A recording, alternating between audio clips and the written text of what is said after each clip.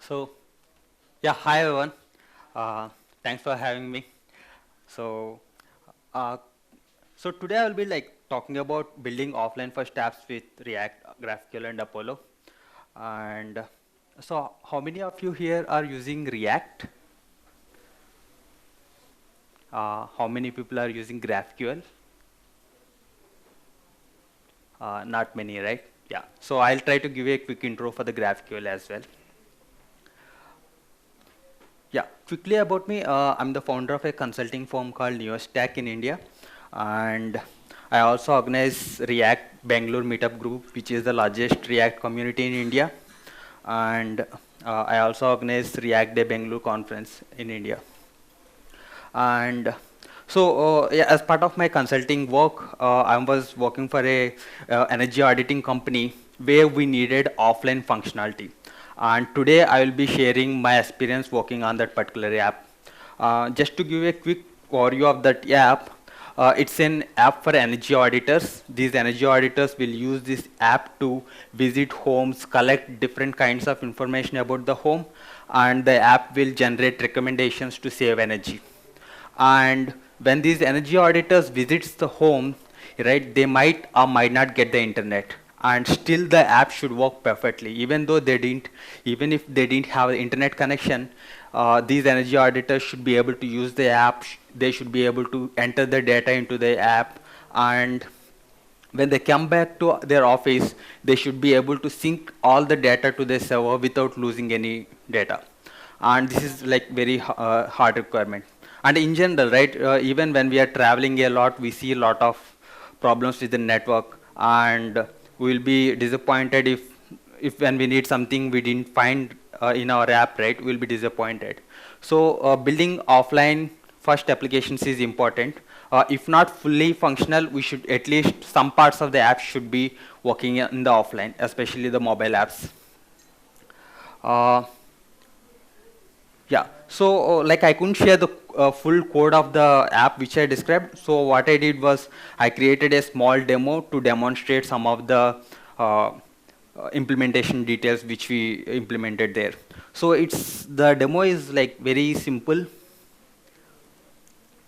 So I created like very simple note-taking app where we can create new pages, and we can start writing notes in our Markdown.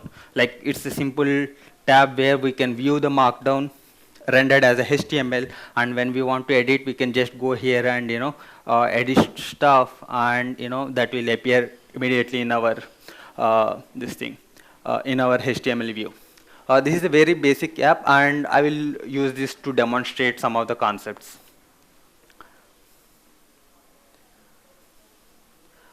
Yeah, so to build any offline first applications, right, there are two important pieces. The first one is loading the code and assets, assets like JavaScript, CSS, and images. And we should be able to load these assets even though we don't have the internet. That's the first part. And the second part is the data management. How do we manage the data in the application when the user is offline? So for the first part, we'll be using like if you look at the PW implementations, we will be using service workers to load the data, the code in the offline mode. And I will not be talking about service workers. There is a lot of good content available on the internet already. You can search for service workers or PWS, and you'll get good information about how to set up service workers to load the JavaScript and CSS in the offline mode. In this particular talk, I'll be focusing mostly on the second part, the data management part, where how we can manage data in an offline application, especially in a React, GraphQL, and Apollo applications.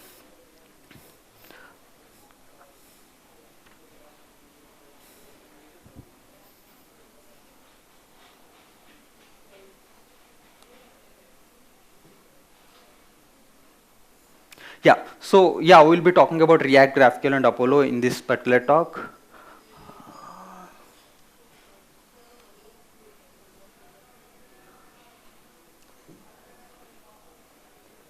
So the clicker is not working.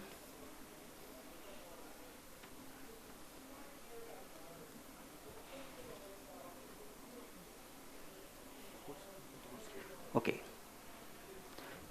Yeah. So let's start with let's take a typical React application. So if you are familiar with React, React is all about building very small reusable components and composing them to build a bigger app. And if you want to see like a simple demo,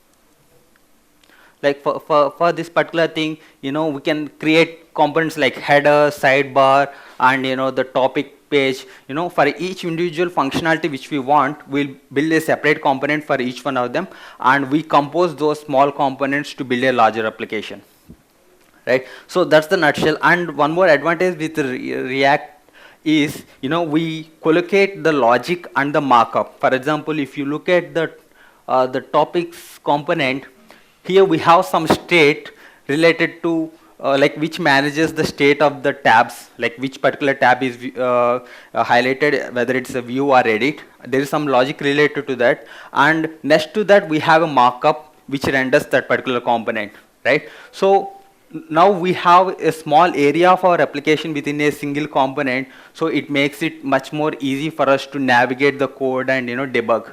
Now when we look at a small piece of the code, all the logic and markup related to that piece of the code, piece of the application is in a single component, right? And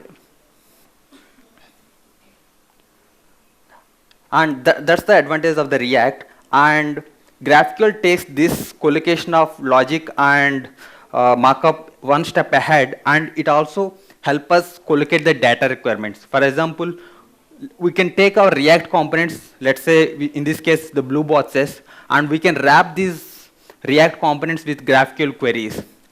With this, even our data fetching will be taken care of. This GraphQL will take care of fetching the data from the server and passing that to our React components. If you want to, I'll just give a quick intro of GraphQL.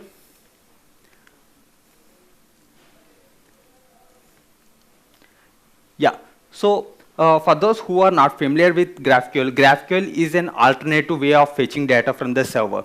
So you might be familiar with REST APIs, right? Most of you might be already using REST APIs. And GraphQL is an alternate way of fetching data from the server.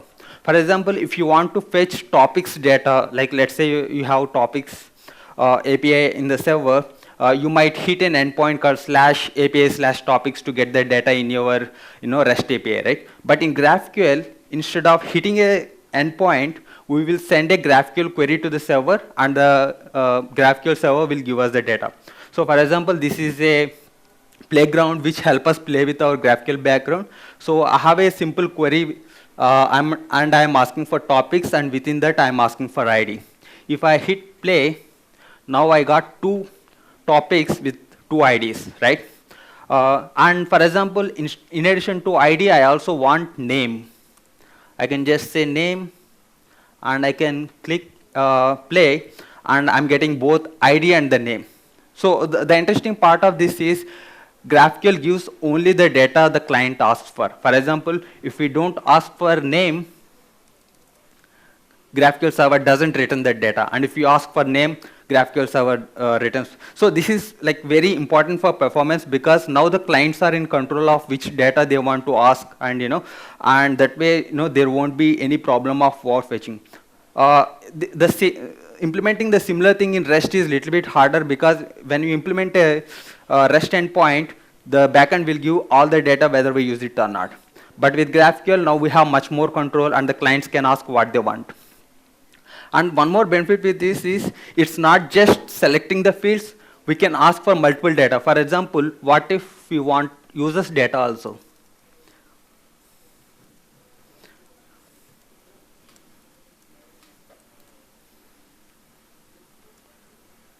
Right? Now within the same query, I'm asking for two different types of data. I'm asking for users and I'm asking for topics. And with a single request, I'm getting the data. And like the same thing, if you want to do it with REST, we have to call one and /users endpoint to get the users data, and then we have to call /topics endpoint to get the topics data. But with GraphQL, we have the flexibility of requesting multiple data within a single query.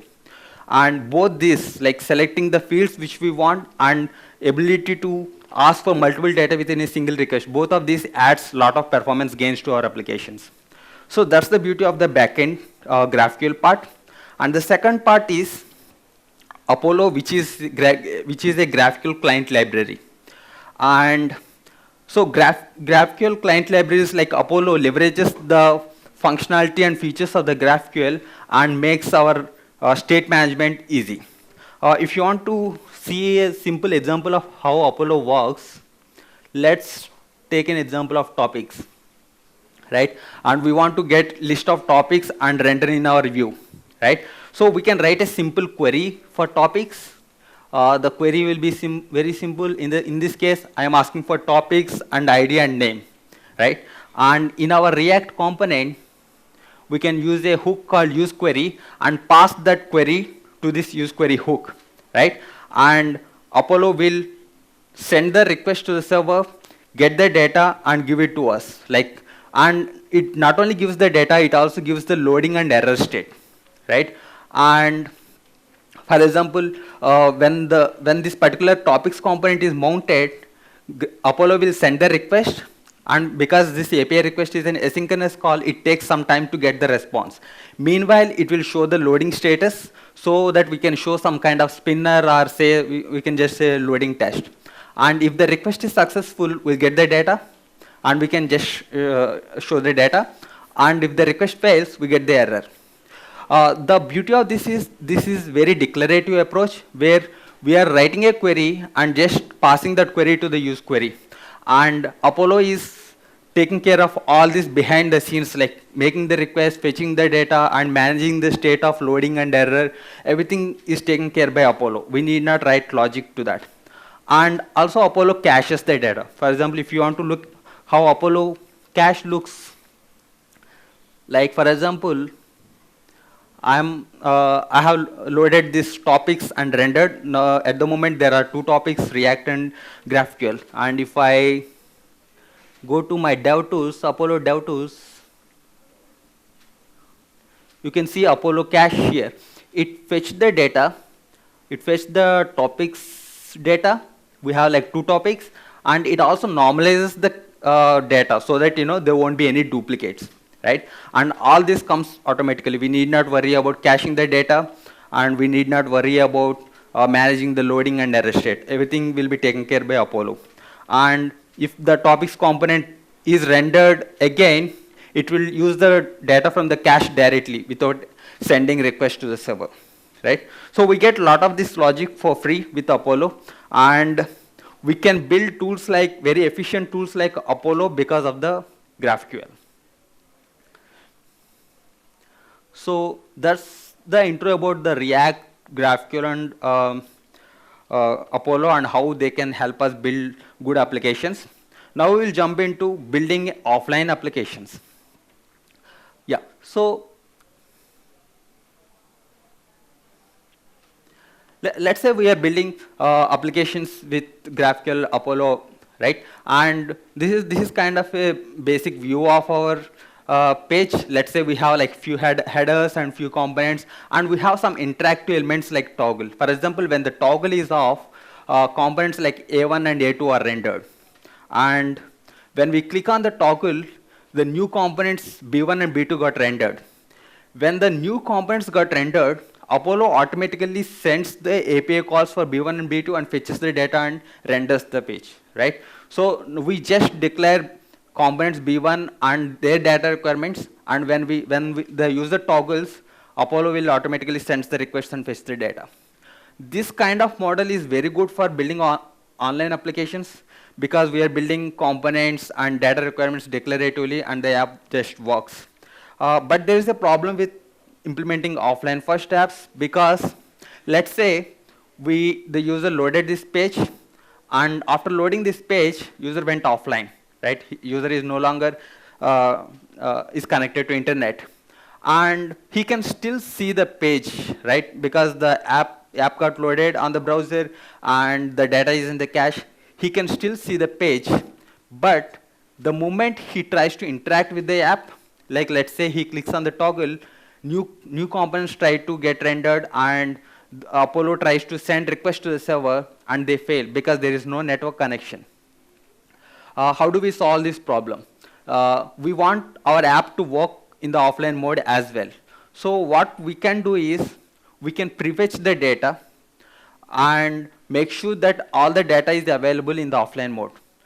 So we have our regular components. On top of that regular components, we will write another big query which prefetches all the data required. Right? It not only prefetches the data what is required in this current page, but it also prefetches what we might need in future, like when the user interacts with the app. So in this scenario, the app flow will be like this. When the first root component will be rendered, because it's a big query, first we will show a spinner, and all the data required for this particular page is loaded, and then the internal components are rendered. When the internal components are rendered, all the data required for these views is already in the cache. So the internal graphical queries will directly resolve from the cache without even going to the server. And when the user, even if the user is in offline mode at this situation, and if he tries to interact with the app just works because we prefetched the data required for this particular view as well. Right? Yeah, so far it's good. And like let's say when we are trying to build reusable components, we try to write granular queries. For example, let's say we want to build an avatar component, right? So the query for building an avatar component will look like this. We have a user object, and inside that we have a field called avatar URL. And when we want to build an avatar component, we just want to get the avatar URL only, right? The user object might have like 10-20 fields, but the benefit of the GraphQL is we only select what we need, right? So this is about the granular queries. And the way we can implement the avatar component is, again, we will use query hook and pass the avatar query, which we just wrote previously, and pass if we have any variables like user ID, which is dynamic, we'll pass variables to that. And Apollo will take care of fetching the data for us, and based on that data we can just render the image. Now we have a reusable component, and wherever we want to use an avatar component, we can just say avatar ID is equal to 1. That's all. It just renders. We need not worry about fetching the data and passing to this. Apollo will take care of that. And this avatar component is very reusable in the sense, we can use in n number of situations, right? So when we are building React components, this is how we think about it, like building composable components, very granular components, so that we can use this in multiple places. But when we are fetching the data at the top level, we want to consolidate the data. We don't want to be granular, but we want to consolidate and fetch all the data we might require. For example, in this particular page, we might need ID, first name, last name, email, and avatar. So all the data required for this particular page should be fetched at the root level, right? So, so now we have like two ways of writing queries. One is consolidated query to prefetch, where we will be like little bit more extensive and fetch all the data we might require in future. But when we are writing React components and wrapping those React components with our GraphQL queries, we try to be granular so that they are very reusable. And also when we are writing granular queries, we want to make sure that all those queries are resolved from the cache. They should not hit the server, because if they hit the server, they might fail in the offline mode, right?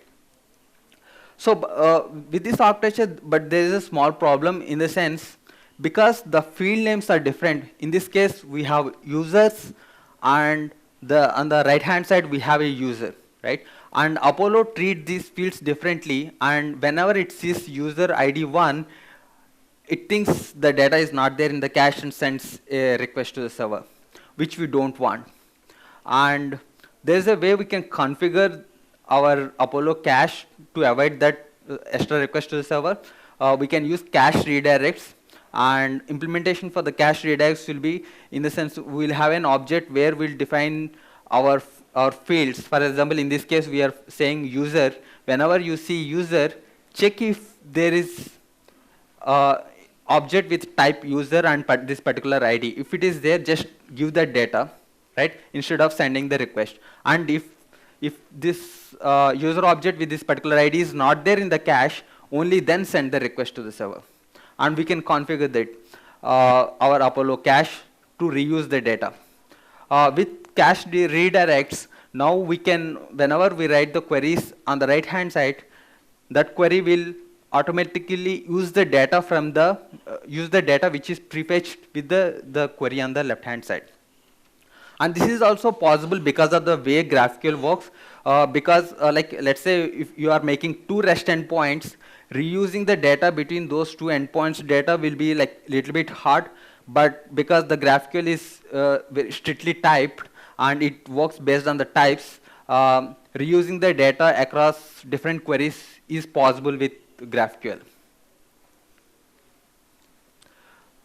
So, so far we were looking at how we can prefetch the data and make our app work, but there was a small performance problem. So to understand this performance problem, we should understand like how this thing works, like how useQuery works. Like when we write useQuery and pass a GraphQL query to that, two things happen. The first thing is Apollo sends a request to the server and fetches the data.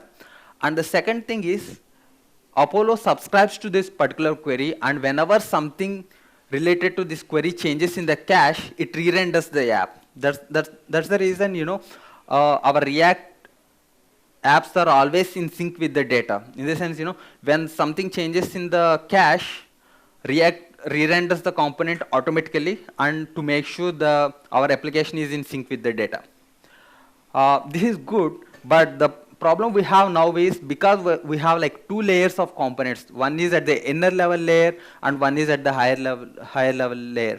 And whenever something changes, even a small piece of data changes, our entire application is getting re-rendered, right? Which is a problem because it might have a performance impact. To solve that, we can avoid that subscription part. We still want the prefetch part, but we can avoid the subscription part by using Apollo client.query. So this is kind of a little bit of lower level API, unlike the useQuery thing. What this does is it just fetches the data and puts the data in the cache, and it doesn't subscribe.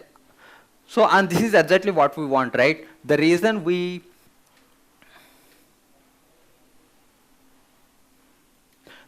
put the big query at the top is to prefetch the data. We are not interested in re-rendering the app when something changes, right? That is already taken care by the inner GraphQL queries, right? We have written a granular GraphQL queries which takes care of making our application in sync with the data. That is already taken care of. The only reason why we put a GraphQL query at the top is to prefetch the data, and that's the only thing we want.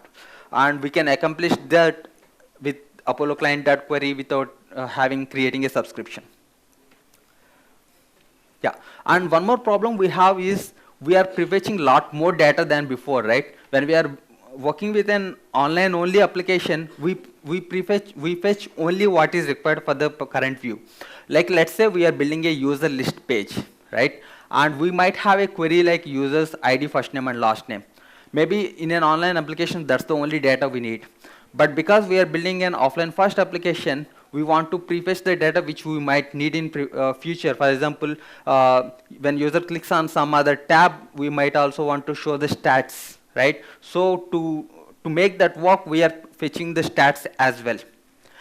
That adds some performance problem because now before even showing the users list page which we want to show, we want to fetch both users and stats, and maybe there might be a lot more data. So to render the users list, we have to, the client has to wait to fetch all this data, and only then the client can render the users listing, which makes the initial load a little bit late. So there was this experimental feature. It's not at production ready, but Apollo is working on this. So what we can do is we can prioritize our queries. For example, now we know that we are rendering a users list page. So our highest priority data is users, right? And the other data which we are prefetching for the future use can come a little bit later, right? So the low priority data we can mark with @differ. When we write @differ, what happens is like the highest priority data in this case users will come first, and after that when the data for the other low priority things are ready, then the GraphQL server will send them and Apollo will get the data and put it in the cache. Now we are still able to prefetch the data without causing initial load problem, right, with the help of the differ. And again, this is also one of the advantages of GraphQL, where we can take common problems like prioritization of data fetching and everything, and we can build directives like @differ, @lazy, and we can reuse them across our application. And also this is very declarative, right? And by looking at this query, we can clearly understand, okay, users is the highest priority data and stats is a little bit lower priority data. Instead of writing logic, we are actually defining. So this is a declarative way of building applications. That also comes because of the power of GraphQL. Yeah. So now we were able to solve the performance problems. But how much data should we prefetch? Should we prefetch all the data required by the app, which might not be possible, right? Because in an application, we might be using just 20% of the features most of the time, and 80% of the features we might never use, right? Or we very rarely use. And prefetching all the data might have some might cause some problems for the storage and performance. So what we went ahead with, we went on the page basis. In the sense, we track the pages which are visited and cache them, right? And like, let's say the user visits a page called /job/1, right? When the user visits that page, we'll cache that data, and also we'll add that particular route in our visited routes, saying that this particular data is already cached. And again, the same thing happens when the user visits /job/2. We cache the data and adds that to our list. When the user goes offline and tries to visit /job/1, because we have the data in our cache, we can directly show that page. And the same thing, when the user visits /job/2, we can show that page. But when the user visits /job/3, we don't have the data for that thing, right? So we'll just show a warning saying that the data is not available for this particular page. So this is kind of a practical way of doing things, in the sense, instead of fetching all the data for the app, we track what is already cached, and so that we will allow access for those particular pages in the offline mode, and if the data is not there, we don't allow that. And so now with this approach, we are delegating the responsibility to the user. For example, let's say the user wants /job1 and job2 pages to work in offline mode. He can visit the app, visit these two particular routes in the online mode, and to make sure that these pages can be accessed in the offline mode. So this is kind of a practical way of reducing the large amount of data prefetching. Yeah, so far we were discussing about prefetching the data, but at some point we have to store this data in some sort of storage, so that like, let's say the user loaded this page and maybe close the app, and if he tries to open the app in offline mode, right, the app should load the data from somewhere, right? So for that we can use this library called Apollo Cache Persist. What this Apollo Cache Persist does is, whenever some new data is prefetched into the app, it stores into the local storage. And when the user tries to open the app in offline mode, it reads the local storage and fills the cache, right? For example,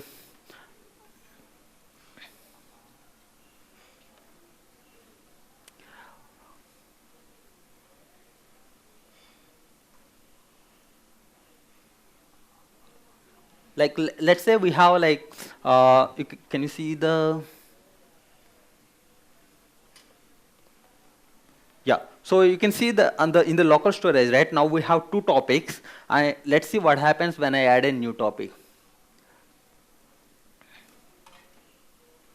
Right? You can see that when I add a new topic, that particular topic is appearing here, and in addition to that, it also added in the local storage, right? So when I open this app in the offline mode, we'll get all this React, GraphQL, and CSS, because it got stored in the local storage of the browser, so that the user can open this app again and the data will still be there, right?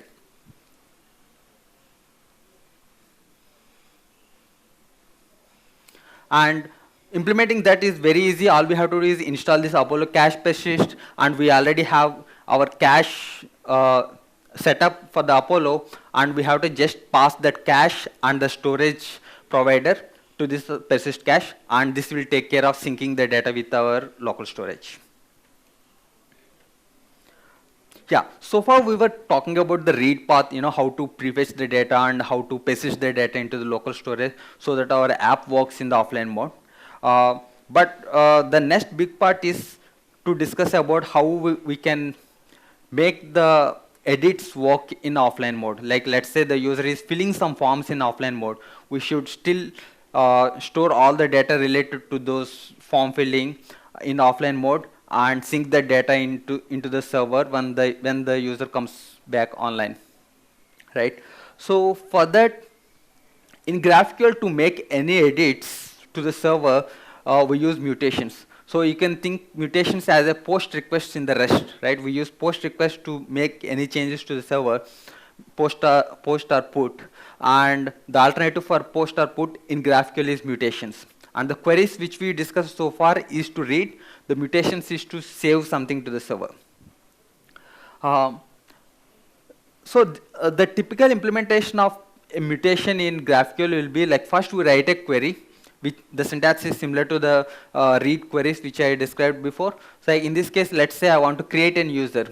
I will have a field called create user, and I will have some arguments. In this case, I have like first name, last name arguments, and I'm defining the type of these arguments, right, because they can be dynamic. And once this particular user is created, I want the ID, first name, and last name as the response, right? This is a GraphQL query, and to execute this query, we can use Apollo client.mutate and pass this mutation and pass variables. Variables is the data which we want to pass to this particular query, and we can also implement this update method.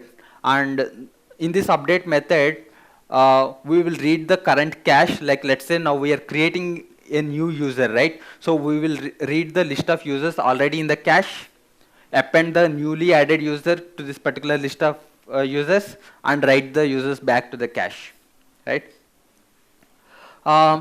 So it's kind of little bit verbose, because now we have to write the query manually, and then we have to implement this update method, which is kind of verbose. So, and in our application, we have like 50 tables, and implementing this kind of logic manually is very verbose. So what we did was we implemented abstractions like create record, and instead of writing the query and update method manually, and we encoded all that logic inside this abstraction called create record. And whenever we want to create something, we'll just call create record, the type of the object which we are about to create, and the data. And the implementation of this create record will be, we'll be following the same steps which I described before, in the sense, instead of we manually writing the query, we'll automatically generate the query based on the type and the data, right? And the same thing with the update. Instead of we manually writing the update method for every particular object creation, we'll automatically generate that based on the type name and data. And this reduces a lot of boilerplate. And similar to the create record, again, yeah, we have other methods like update record and delete record, right? So these abstractions has reduced a lot of boilerplate in our application, and this also helps in implementing the offline application, because with the abstractions, now our mutation is represented by an object. Like, let's say when we want to create a user, we can define that intention as a JavaScript object, in the sense, type name user, action create, data, right? This defines the intent of our action, which is like creating a user. When the user is in offline mode, like let's say we have a mutation, we can update the local cache, because since the user is in offline mode, we can't send that request to the server. So what we can do is, after updating the cache locally, we can queue that particular object in our in a JavaScript array, right? Yeah, the user keep making edits, we keep filling this particular queue. And when the user comes back online, we'll replay these mutations and make sure all this data is saved to the server, right? And also we can do, now that we have our intent described in JavaScript objects, we can do a lot more optimizations. For example, let's say we are having like two mutations of similar type, we can merge them in this sense. First we have a mutation for updating the first name and with first name of user with ID 1, and after that we are getting a new mutation with for the user with ID 1 and the last name. And clearly these two are similar mutations, right? So we can merge them. Instead of having 3 mutations, now we can just have 2, and we can merge the new coming mutation with the existing mutation. Now the newly merged mutation will update both the first name and last name, right? So because we are describing mutations as JavaScript objects, we can do a lot of optimizations like this, where we can consolidate mutations into fewer mutations. Yeah, so once we have this queue ready in the offline mode, when the user comes back online, we can sync it. And there are like couple of ways where we can do, in the sense, we can do it from the client side, where when the user comes back online, we can iterate over this particular queue and sync transactions one after the other. There are some problems with this kind of approach, because after syncing few transactions, the user might go offline again, right? Then we have to sync the pending transactions, and we have to write some extra logic to that. And also syncing might take a lot of time, and the user might close the app before syncing is complete. So to avoid this problem, what we can do is we can sync on the server. Like when we have a queue, the moment the user comes back online, we send all the JavaScript objects in the queue to the server and sync on the server, so that the problems which I mentioned, like interruptions, will not be there in this particular case.